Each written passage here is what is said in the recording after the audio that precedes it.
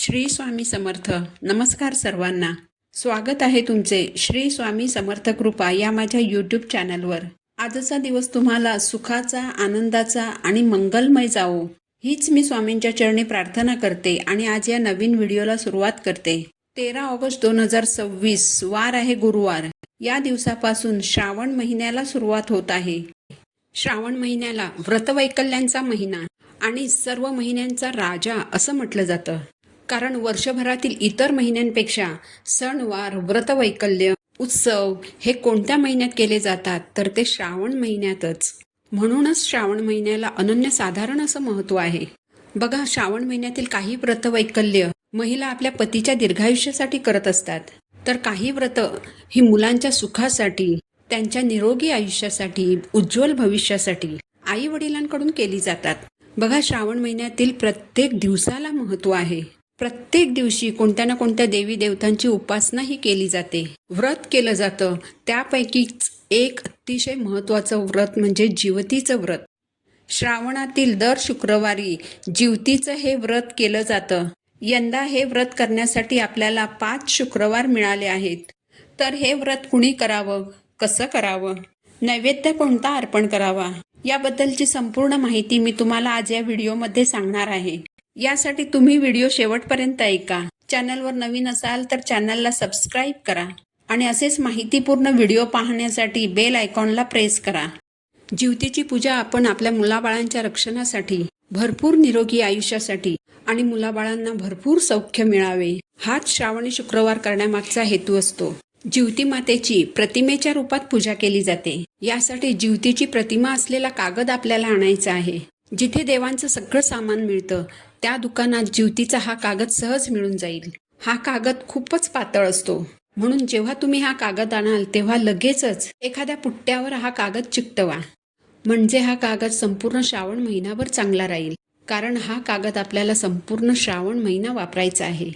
एकूणच या कागदावरील प्रतिमांचा क्रम जर तुम्ही लक्षात घेतला तर तुमच्या लक्षात येईल की प्रथम घरातील आणि घराबाहेरील संकटांपासून रक्षण करणारी रक्षक देवता, नंतर जन्मलेल्या बालकांचे रक्षण करणारी व दीर्घायुष्य प्रदान करणारी देवता आणि नंतर व्यक्तिमत्व प्रभावित करणारे ग्रह देवता, असा हा जिवती प्रतिमेचा क्रम. म्हणजेच एका मातृशक्तीने दुसऱ्या रक्षक व पालक शक्तीचे केलेले पूजन म्हणजेच जिवती पूजन. तर ही पूजा कशी करायची हे आता आपण जाणून घेऊया. तर हा जो कागद आहे हा तुम्ही पुठ्ठ्यावर चिकटवून तुमच्या देवघरात ठेवू शकता किंवा देवघराच्या बाजूलाही ठेवू शकता. आता ही पूजा कोण करू शकतं तर लक्षात घ्या की प्रत्येक आई आपल्या बाळासाठी ही पूजा करू शकते. यामध्ये सौभाग्यवती आई, विधवा आई असा भेदभाव केला जात नाही. म्हणजेच कोणतीही आई आपल्या अपत्यासाठी ही पूजा करू शकते. ही पूजा तुम्ही देवघरातही करू शकता किंवा स्वतंत्रपणे पूजा मांडूनही करू शकता.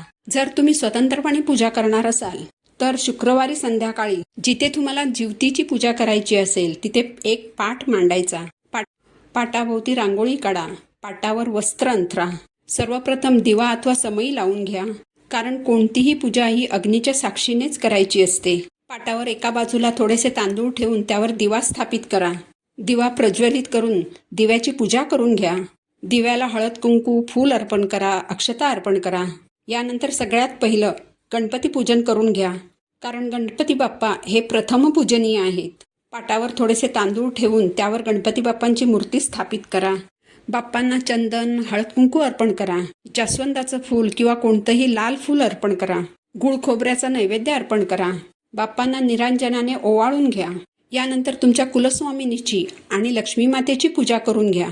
कारण श्रावणी शुक्रवार म्हणून जरी आपल्याला जिवती देवीची पूजा करायची असली तरी आपण हे विसरायचं नाही की शुक्रवार हा आपल्या कुलस्वामिनीची आणि लक्ष्मी मातेची सेवा करण्याचा वार आहे.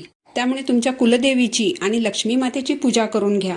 कुळदेवीला आणि लक्ष्मी मातेला हळद कुंकू अर्पण करा, फूल अर्पण करा, गोडाधोडाचा नैवेद्य अर्पण करा, निरांजनाने ओवाळून घ्या.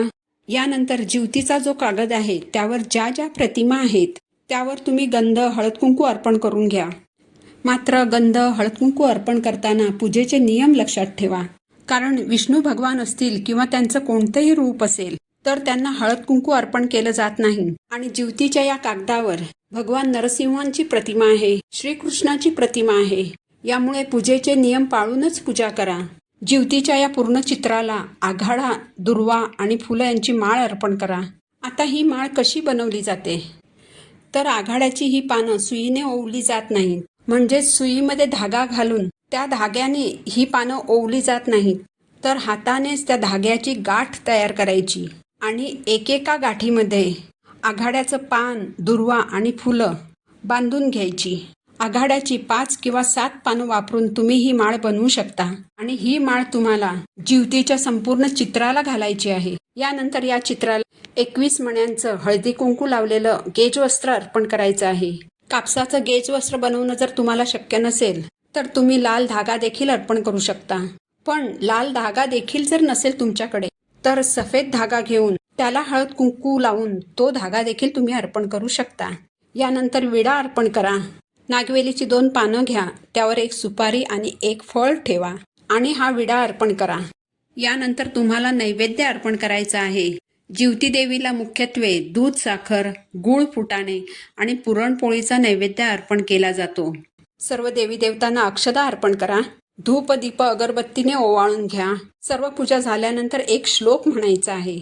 मंत्र असा आहे: जरे जिवंतिके देवी बालयुक्ते प्रमोदिनी रक्षाव्रते महाशक्ती पूर्णकामे नमस्तुते.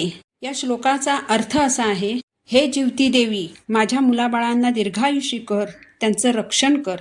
यानंतर मुलांचं औक्षण करा. पण एक लक्षात घ्या की या दिवशी पुरणाचे दिवे बनवून त्या दिव्यांनी मुलांचं औक्षण केलं जातं. आता पुरणाचे दिवे कसे बनवायचे? तर बघा, पुरणपोळीचं जे पुरण असतं त्याचा गोळा बनवून त्याला थोडासा दिव्यांचा आकार द्यायचा. त्या दिव्यांमध्ये त्या वाती घालायच्या आणि हे दिवे प्रज्वलित केल्यानंतर शक्य तितक्या लवकर म्हणजे पटकन मुलांना ओवाळून घ्यायचं. जर तुमची मुलं परगावी असतील किंवा तुमची मुलं तुमच्यापासून लांब राहत असतील तर एका ताटामध्ये दिवा, गंध, अक्षता घेऊन त्या दिव्याने 4ही दिशांना ओवाळायचं आहे आणि 4ही दिशांना अक्षता टाकायच्या आहेत. म्हणजे तुमची मुलं ज्या दिशेला असतील त्यांना तुम्ही तुमच्या राहत्या घरातूनच ओवाळलं असा त्याचा अर्थ होईल. हे करताना माझ्या मुलाबाळांना दीर्घायुषी कर, त्यांचं रक्षण कर अशी ज्योती देवीला प्रार्थना करायची. याचबरोबर देवांनाही ओवाळायचं, त्यांना प्रार्थना करायची की जिथे माझी लेकरं आहेत तिथे त्यांचं रक्षण कर, त्यांना सुखात ठेव अशी मनोमन देवालाही प्रार्थना करायची. आता ज्योतीचं हे व्रत करताना उपवास करावा का? तर ज्यांना झेपत असेल त्यांनी जरूर उपवास करावा. पण ज्यांना झेपत नसेल त्यांनी नुसती ज्योती देवीची पूजा केली तरीही चालणार. ही पूजा झाल्यानंतर तुमच्या आजूबाजूला ज्या महिला असतील त्यांना तुम्ही हळदी कुंकवाला बोलवू शकता. त्यांना चणे, फुटाणे, दूध, साखर देऊ शकता.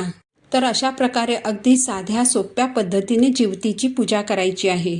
आपल्या मुलाबाळांना सुख लाभावं, निरोगी दीर्घायुष्य लाभावं, त्यांचं भविष्य उज्ज्वल व्हावं यासाठी आपल्याला ही पूजा करायची आहे. ज्यांना इच्छा आहे त्यांनी श्रावणी शुक्रवारी हे व्रत जरूर करा. ही माहिती जर तुम्हाला आवडली असेल तर व्हिडिओला लाईक करा, चॅनलला सबस्क्राईब करा. पुन्हा भेटू अशाच एका माहितीपूर्ण व्हिडिओसोबत. तोपर्यंत सर्वांना श्री स्वामी समर्थ.